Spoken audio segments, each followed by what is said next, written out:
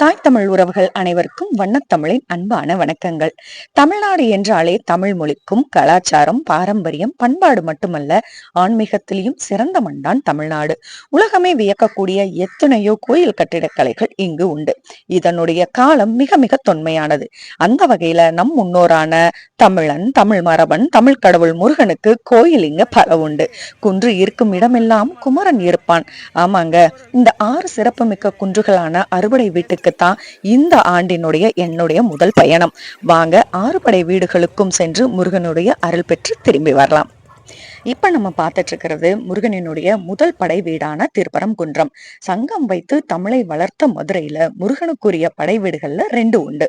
முதல் படை வீடான திருப்பரங்குன்றமும் 6ஆம் படை வீடான பழமுதிர்ச்சோலையும் மதுரையில தான் அமைஞ்சிருக்கு. இந்த திருப்பரங்குன்றம் ஒரு குகை கோயில். அதைத்தான் இன்னைக்கு நம்ம பார்த்துக்கிட்டு இருக்கோம். வாங்க உள்ள போய் பார்க்கலாம்.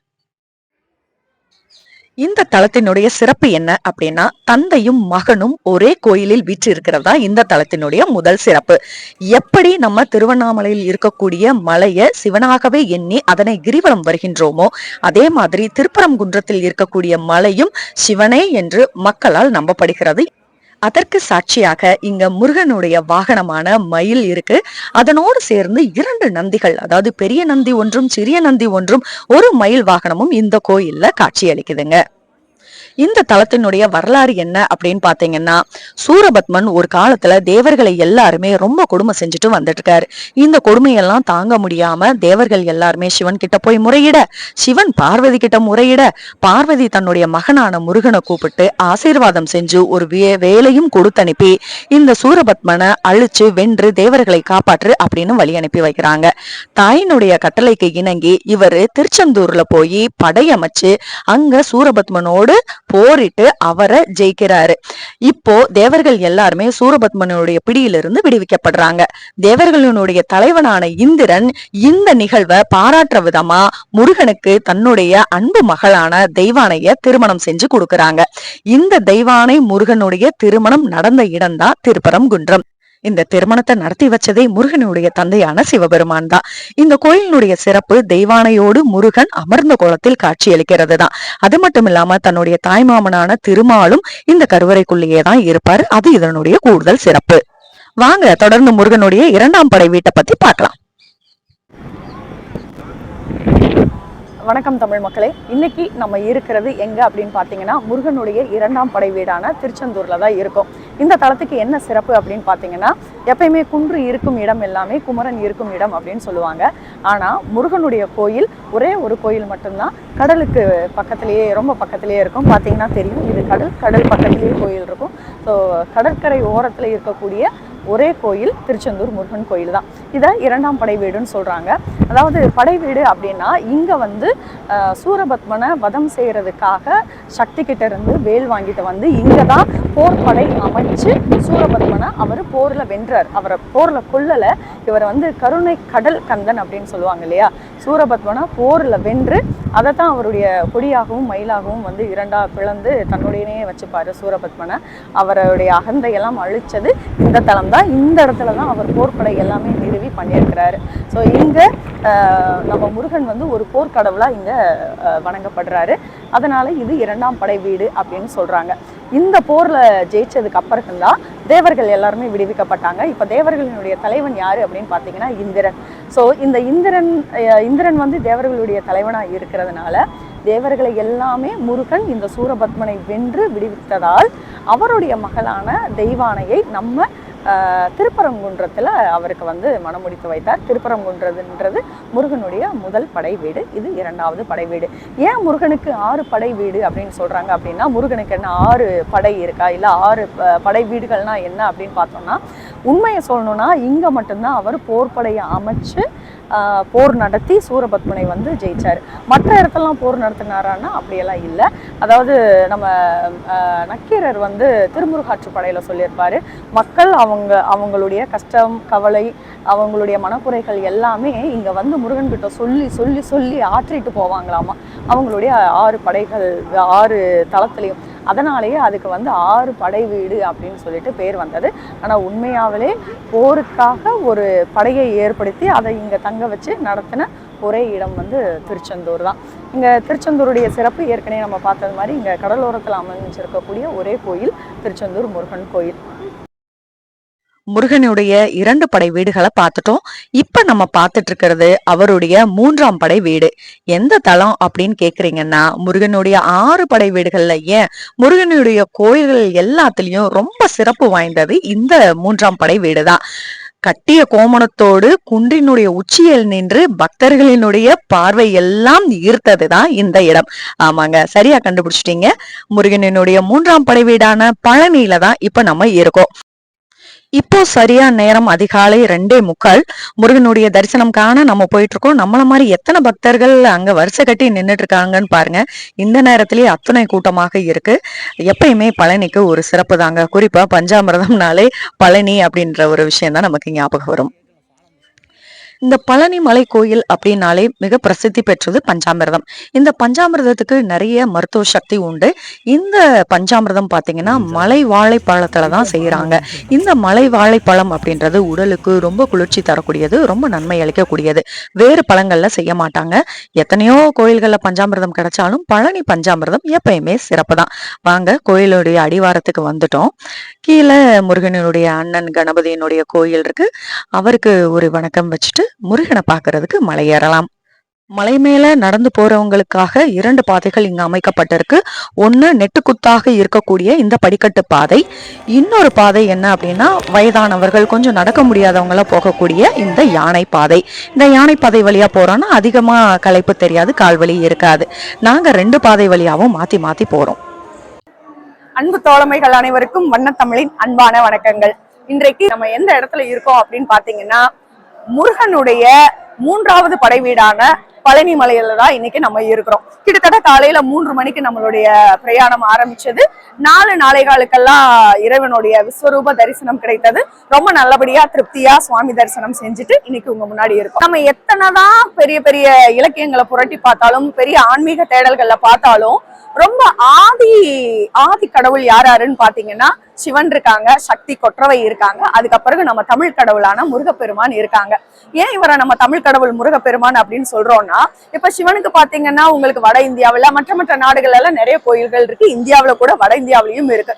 சக்திக்கும் அப்படிதான் எல்லா இடத்துலயுமே கோயில்கள் நிறுவப்பட்டிருக்கு. ஆனா முருகனுக்கே உரிய 6 படை வீடுகளும் நம்ம தமிழகத்துல மட்டும்தான் இருக்கு. அதனாலதான் நம்ம தமிழ் கடவுள் முருகன் என்றைக்குமே சிறப்பானவர்.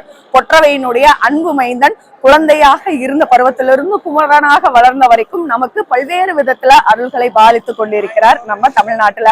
அந்த விதத்துல இந்த ஆண்டு நான் ஒரு சின்ன முடிவு பண்ணியிருக்கேன். நம்ம முருகனுடைய 6 படை வீடையும் போய் தரிசிச்சுட்டு வரலான்னு. அந்த வகையில முருகனுடைய 3ஆம் படை வீடான பழனி மலையில இருந்துதான் இப்ப நான் உங்ககிட்ட பேசிக்கிட்டு இருக்கேன். பழனி மலைக்கு என்ன சிறப்பு அப்படின்னு பாத்தீங்கன்னா, ஒவ்வொரு படை வீடுகளுக்கும் ஒவ்வொரு விதமான சிறப்பு உண்டு.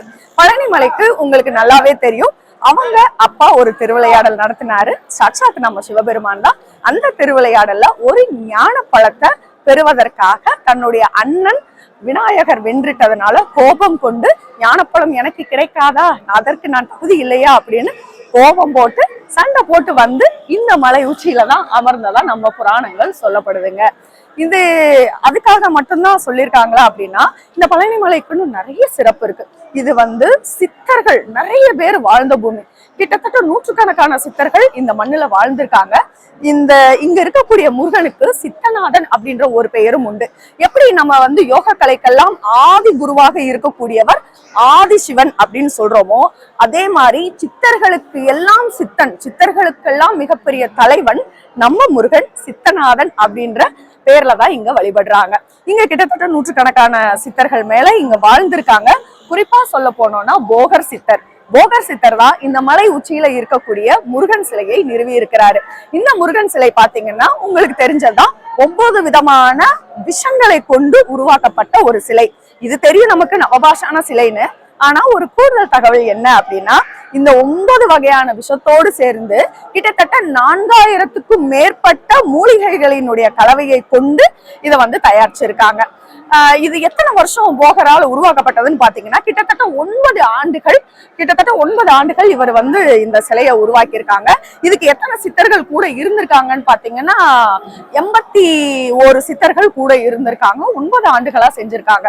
பாத்தீங்களா, எத்தனையோ 1000 வருஷத்துக்கு முன்னாடி மக்களுக்காக, அவங்களுடைய உடல் நலனுக்காக, மனநலனுக்காக இப்படிப்பட்ட ஒரு அற்புதமான ஒரு சிலையை வந்து வடிச்சிருக்காங்க. இங்கதான் போகரினுடைய ஜீவ சமாதியும் அமையப்பட்டிருக்கு. உண்மையாவே இந்த தலம் நிறைய அற்புதமான வரலாறுகளை கொண்ட தலம். இந்த வருடத்தில் முதல் கோயிலாக என்னை இங்க வரவழைத்த அந்த முருகனுக்கு அரோஹரா அரோஹரா அரோஹரா. அதிகாலை 4-4:30க்கெல்லாம் எத்தனை கூட்டம் அடிவாரத்திலேயே இருக்குன்னு பாருங்க. மக்கள் தங்களுடைய நேர்த்தி கடனை தீர்த்துக்கிறதுக்காக காவடி எடுத்து அவர்களுடைய பிரார்த்தனையை வந்து நிறைவு செய்யறாங்க. அந்த காட்சியை தான் இப்ப நம்ம பார்த்துட்டு இருக்கோம். தொடர்ந்து நம்ம அடுத்த படை வீடுகளுக்கு போய் பார்க்கலாம் வாங்க. 3 படை வீடுகளினுடைய தரிசனத்தை வெற்றிகரமா முடிச்சுட்டு இன்னைக்கு நம்ம 4ஆம் படை வீட்டுக்கு வந்திருக்கோம். 4ஆம் படை வீடு முருகனினுடைய சுவாமி மலை. இங்க நம்ம வரும்போது ரொம்ப தாமதம் ஆயிருச்சு. இரவு நடை சாத்தக்கூடிய நேரம், அதனால அவசரமா எல்லாரும் போயிட்டு இருக்கோம். இப்ப சரியா நேரம் பாத்தீங்கன்னா 8:45. இப்போ நம்ம இருக்கிற தலம் எது அப்படின்னா தமிழ் கடவுள் முருகனுடைய 4ஆம் படை வீடான சுவாமி மலையில இருக்கும். இது கும்பகோணத்துல வந்து அமைஞ்சிருக்கு. சுவாமி மலை பத்தி சொல்லணும் அப்படின்னா இது முருகனுடைய 6 படை வீடுகள்ல இது 4ஆவது படையாக அமைஞ்சிருக்கு. இதோட சிறப்பு என்ன அப்படின்னு பாத்தீங்கன்னா பிரம்மன் தான் படைப்பு தொழிலுக்கு வந்து முதல்வர் இல்லைங்களா. அவரு அந்த பிரம்மனுடைய படைப்பு தொழில ஓம் அப்படின்ற பிரணவ மந்திரத்தின் மூலமா தான் உயிர்களை எல்லாமே படைக்கிறாரு. அந்த பிரணவ மந்திரத்தினுடைய தத்துவத்தை இங்க சிவனுக்கு தான் ஆசானாக இருந்து சிவனை வந்து மாணவனா உட்கார வச்சு சொல்லி கொடுத்த மலைதான் இந்த சுவாமி மலை. இந்த கோயிலினுடைய சிறப்பு பாத்தீங்கன்னா வெளியில பாக்குறதுக்கு இந்த கோபுரம் மட்டும் தெரியும். உள்ள போனீங்கன்னா மலை மீது ஏறுறது மாதிரி ஒரு 2 படிக்கட்டுகள், பெரிய படிக்கட்டுகள் மலை மேல ஏறி போறது மாதிரி இருக்கும். மூலவரும் ரொம்ப ரொம்ப ரொம்ப ரொம்ப அழகா இங்க நமக்கு காட்சி கொடுத்துட்டு இருக்கிறாரு. சுவாமி மலையில எப்பயுமே எல்லா தகப்பனுக்கும் தன்னுடைய பிள்ளை தன்னை விட அறிவுல சிறந்தவனா இருக்கணும் அப்படின்றதான் விரும்புவாங்க. அதே மாதிரிதான் மனுஷனுக்கு மட்டும் கிடையாது, கடவுளுக்கு கூட அந்த எண்ணம் வந்து தோன்றியிருக்கு.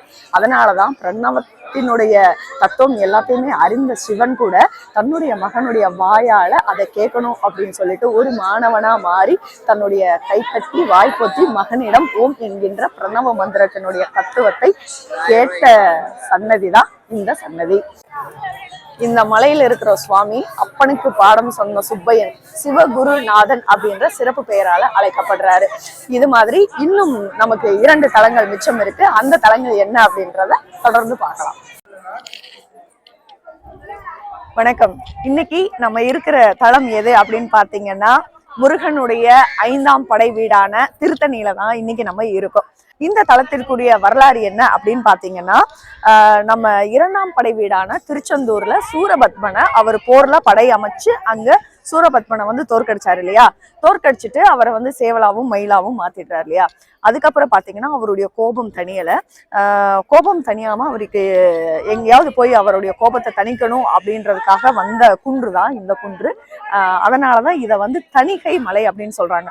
அவருடைய கோபத்தை தணித்த இடம் தணிகை மலை அப்படின்னு இந்த தலம் வந்து பெயர் பெற்றிருக்கு.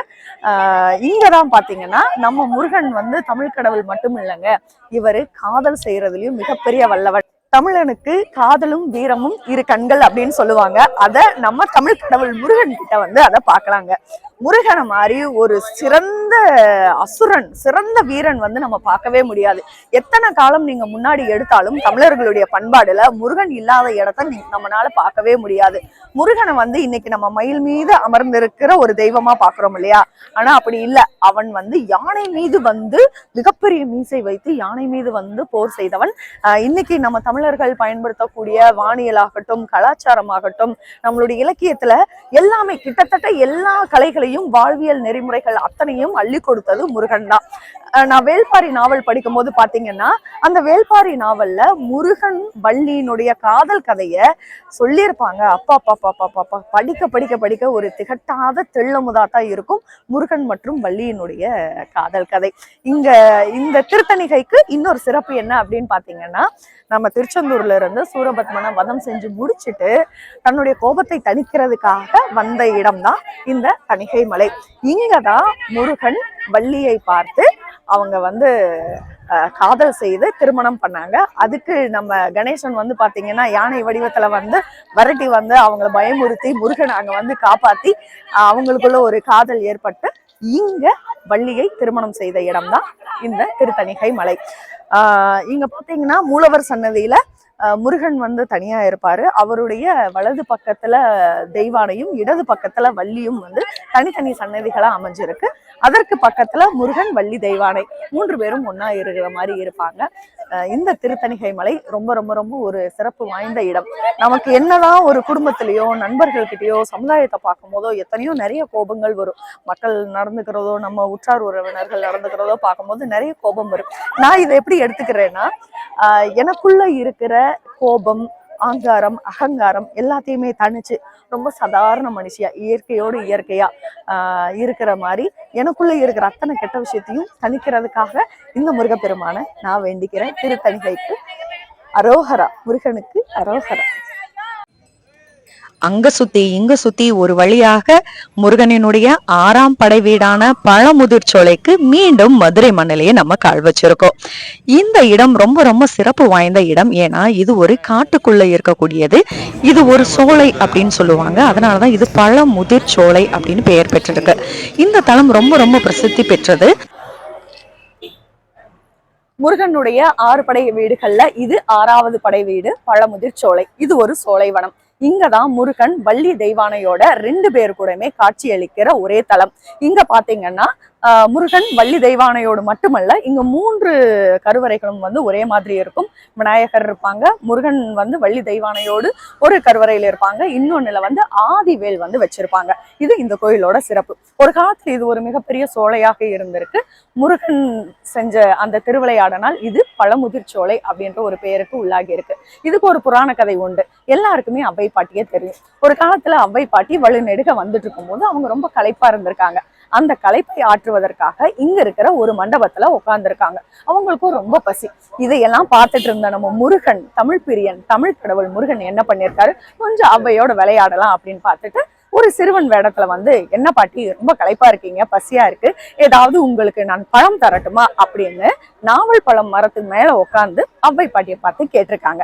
அப்ப பாட்டியோ யாரப்பா அது எனக்கு பசிக்கு பழம் தர்றேன்னு சொல்லிட்டு பார்த்துட்டு, ஓ ஏதோ ஒரு சின்ன பையன், அது என்ன ஆடு மேய்க்கின்ற ஒரு சின்ன பையன் கேட்கிறாரு அப்படின்னு, பழம் வேண்டுமா சுடாத பழம் வேண்டுமா அப்படின்னு அப்பயே அவங்க வந்து கடிஜோக்கா கேட்டிருக்கிறாங்க. அவ்வை பாட்டியோ அறிவிச்சிருக்கால, இது என்னப்பா பழத்துல சுட்ட பழம் சுடாத பழம் அப்படின்னு சொல்லிட்டு பழத்தை வந்து உதித்து விட்டுருக்காங்க. பழம் கீழே விழுந்தா என்ன ஆகும், அது வந்து மண்ணுல பற்றும் இல்லையா, அதை எடுத்து பாட்டி அப்படியே ஊதி இருக்காங்க. அப்போ முருகன் ரொம்ப எள்ளி நகையாடி, பாட்டி என்ன பழம் சுடுதா, ஏன் ஊதி சாப்பிடுறீங்க அப்படின்னு கேட்டிருக்காங்க. அப்படிப்பட்ட பெருமை வாய்ந்த தலம் தான் இந்த பழமுதிர்ச்சோலை. தமிழ் கடவுள் முருகன் அருளால் என்னோடும் தமிழோடும் பயணித்த அனைவருக்கும் நன்றி.